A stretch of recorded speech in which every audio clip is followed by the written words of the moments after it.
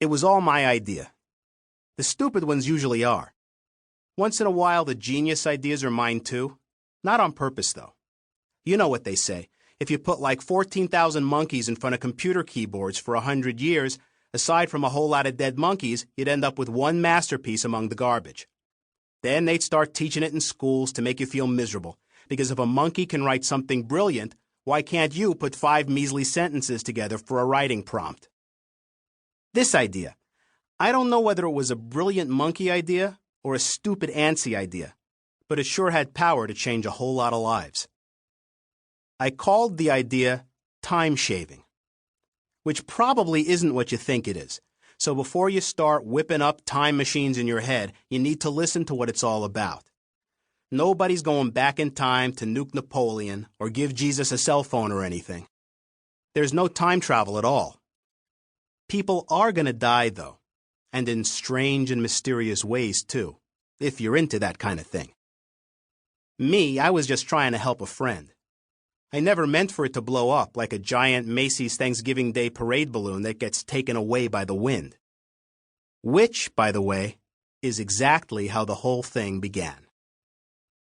On Thanksgiving morning, my friends Howie and Ira and I were hanging out in my recreational attic.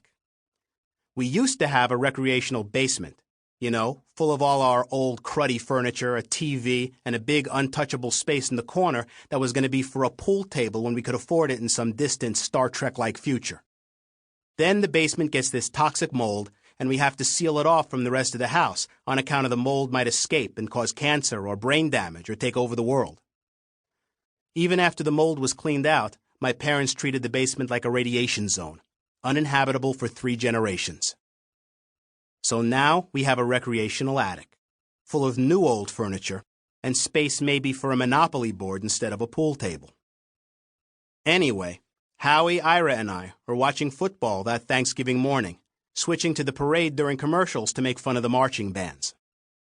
Ooh, look at this one, said Ira, with an expression that was a weird mix of joy and horror at the same time. To the band's credit, they were playing an impressive rendition of I Can't Get No Satisfaction, but anything cool about it was ruined by their pink and orange uniforms. Howie shakes his head. As long as they dress like that, they're never getting any satisfaction. Antsy, don't you have a shirt like that? Asks Ira. My name's actually Anthony, but people have called me Antsy for so long I ought to get it legally changed. I like it, because there are so many Anthonys in the neighborhood, if some mother calls the name out a window, the stampede stops traffic. I'm the only Antsy, though.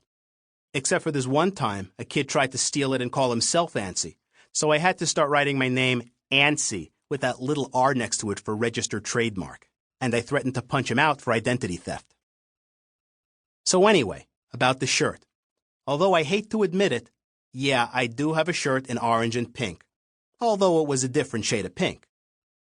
Just because I have it doesn't mean I wear it, I tell Ira. The shirt was a birthday gift from my Aunt Mona, who has no kids or common sense. I'll give you one guess how many times I've worn it since my 14th birthday. You think anyone's documented seizures from looking at that color combination? Asks Howie. We should run some tests. Great. I'll get my shirt, you can stare at it for 6 hours, and we'll see if you go into convulsions. Howie seriously considers this. Can I break for meals? Let me try to explain Howie to you. You know that annoying automated customer service voice on the phone that wastes your time before making you hold for a real person? Well, Howie's the music on hold. It's not that Howie's dumb. He's got a fertile mind when it comes to analytical stuff like math. But his imagination is a cold winter in Antarctica where the penguins never learned to swim.